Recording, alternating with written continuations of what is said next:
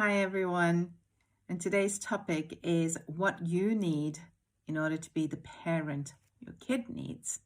I read a quote today by Anna Kennedy online, who is a charity for families living with autism.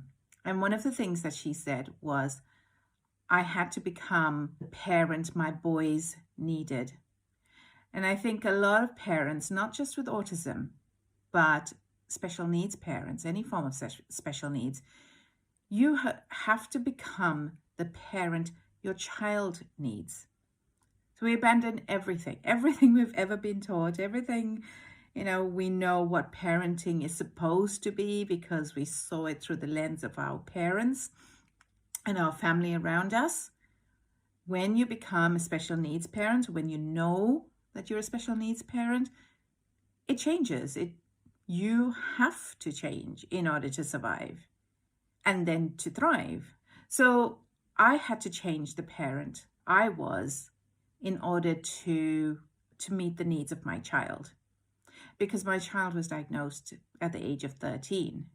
So for the first part of her life, I didn't know. And I was parenting in a very different way, and that was really not working. It was very evident it was not working. But when I found out about her rare form of autism, pathological demand avoidance, I then had to change my parenting. And when I changed my parenting, everything changed. Everything changed. She stopped having as many meltdowns. And I was able to meet her needs. I was able to support her in the way that she needed to be supported. And I just want to talk about some of the things that I had to change. I had to stop placing demands on her. And that is one of the traits of pathological demand avoidance. They avoid everyday demands. And one of the things I had to do was pull all the demands away. So there was no demand of having a bath at a certain time. There was no demand of eating at a certain time. There was no demand of we are going out at a certain time. I had to become extremely flexible and read her energy and read her moods and so on, and read her ability on that day to cope with life.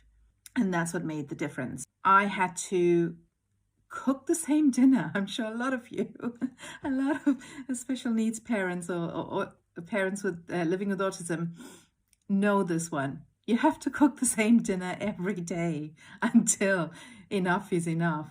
And then you have to find the next dinner that you cook every single day. One of the things I had to identify was her sensory needs, and identifying what her sensory needs were and then putting that into our daily routine. That meant me changing everything. That meant changing our entire lifestyle, because one of the sensory needs that she needs is a car ride. So we had to incorporate car rides in the day or at night. I had to start incorporating swings and things that you never expected to have in your lounge. That's meeting her needs.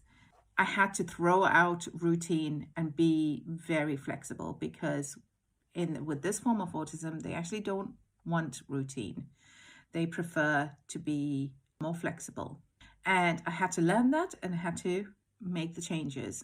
Being this kind of parent meant that I had to change too.